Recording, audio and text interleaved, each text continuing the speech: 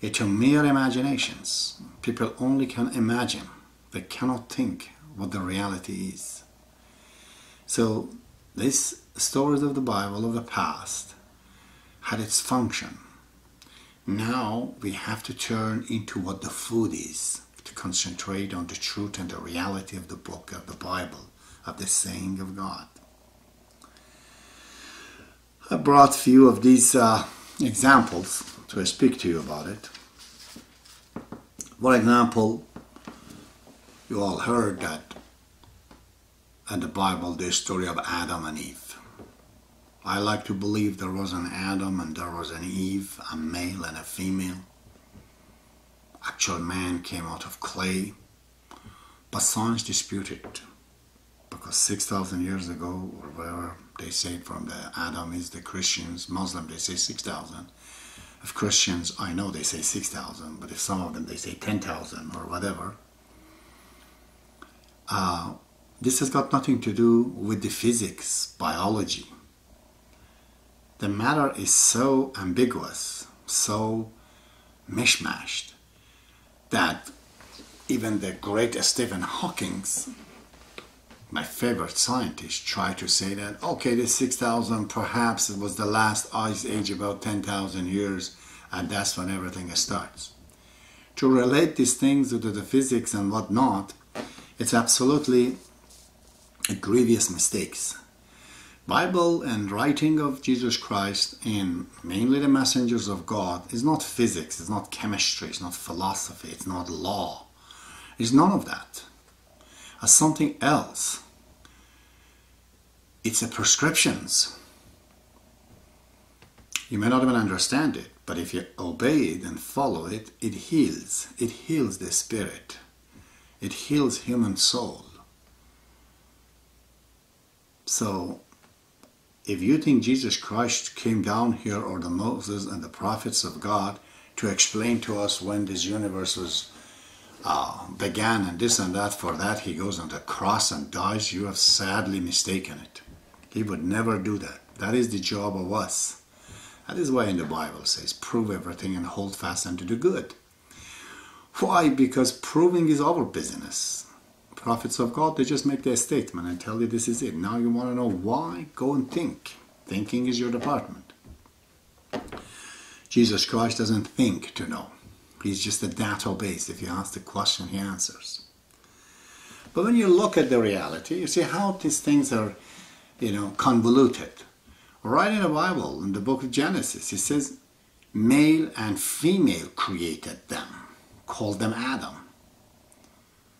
So in that case, Adam, which means human being really, it is applied both to male and female.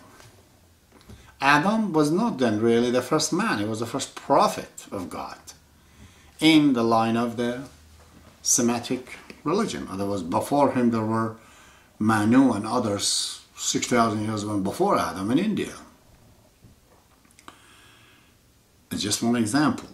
Or relating the 6 days that God created everything in 6 days.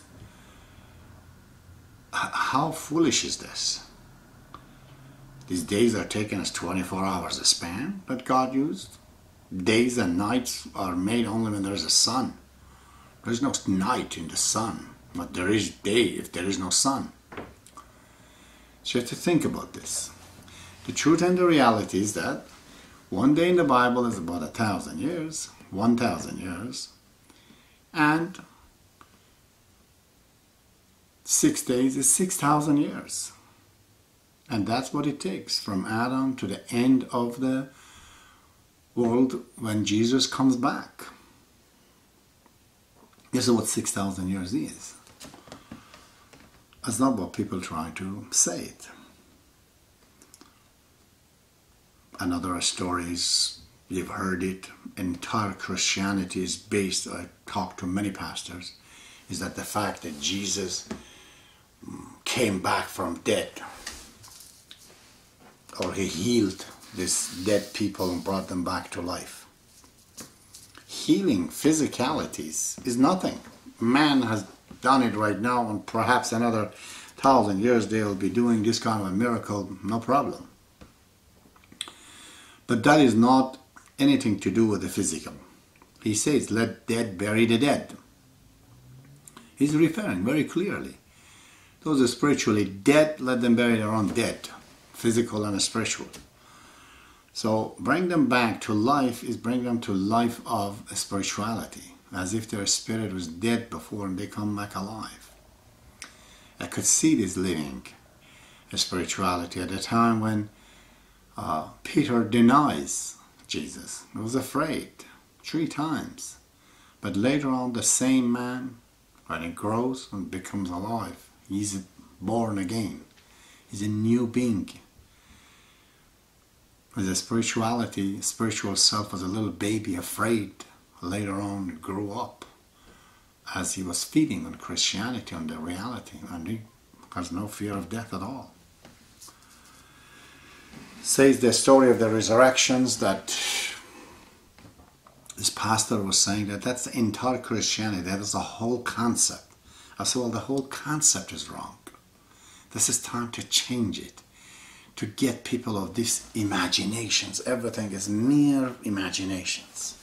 People are not capable of thinking because they're fed so much imaginations and imaginary things, unthinkable things, things that cannot be achieved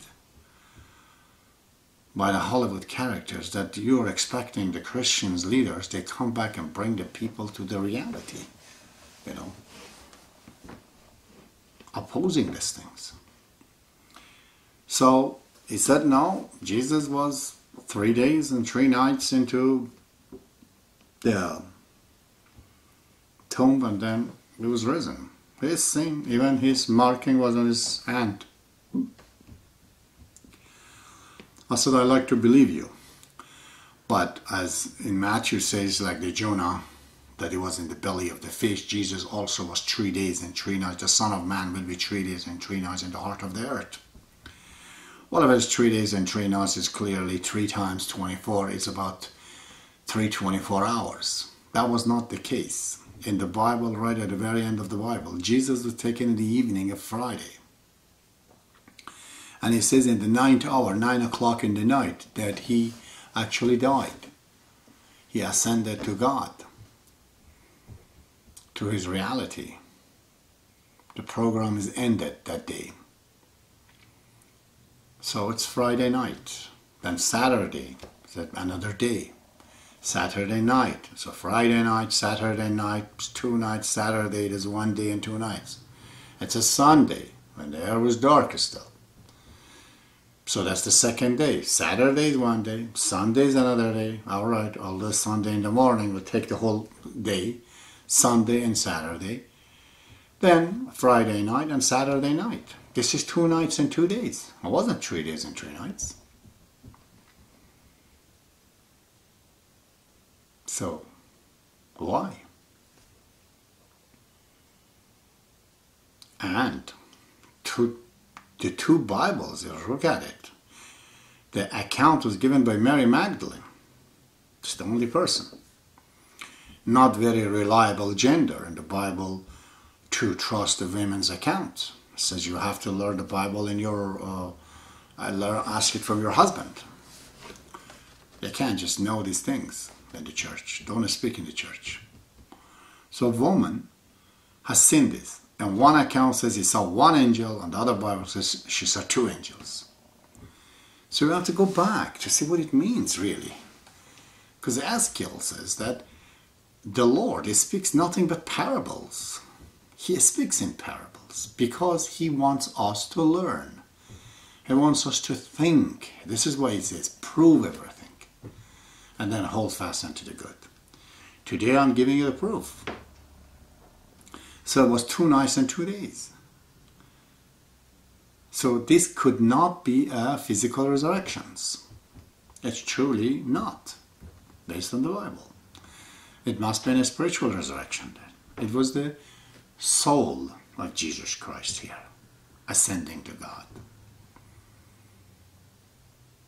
So he says that. The natural body is sown, planted. The spiritual body will rise. St. Paul says that.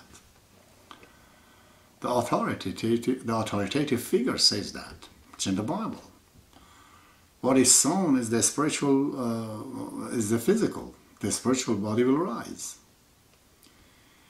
And then when you read the Bible, you get it. It says, whenever 2 or 3 of you are gathered in my name, I will be there. This is literally Jesus, I will be there. And when disciples, they heard from Mary Magdalene because they were disappointed. They come together and they talk about Jesus. Either they were sleeping or they were in a different inspired way, because we do not exactly know what their relationship with Jesus Christ is. It's not very clear. But whatever it is, they saw him talking to them. But none of this was physical, really.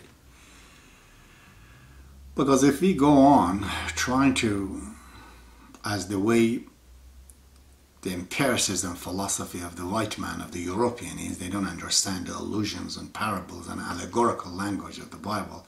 They try to take everything literal. Then we have the dilemma that we have right now. Because these things are absolutely no meaning.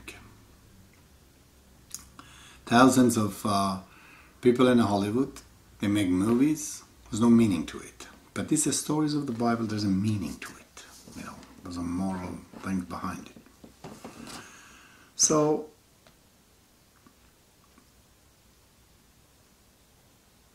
the Bible, the stories in the Bible, the whole book, really is like a coal mine. You have to dig into it to find the diamond. It's like the gold. You have to get the debris out to find the real food.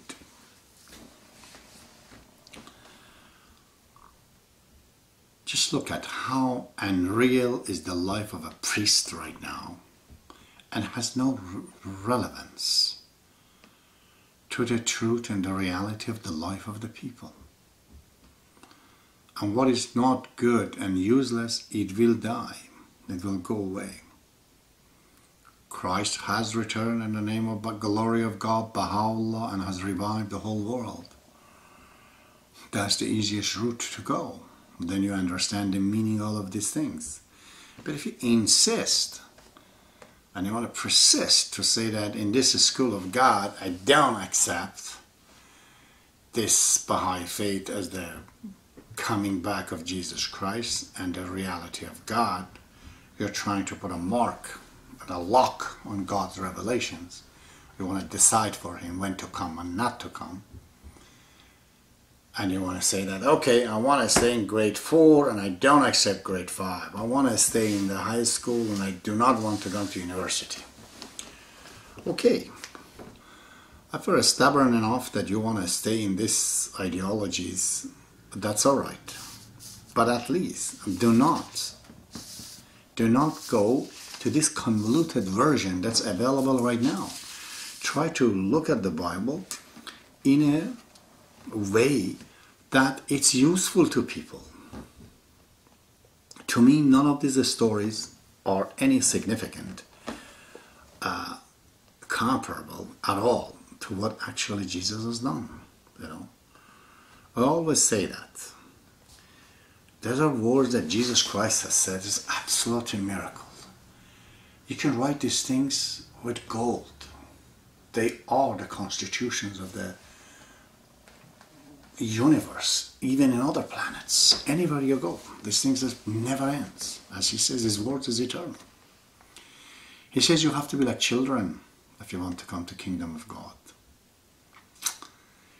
We go to Jesus Christ and we say, Sir, Master, I've grown up. He says, well,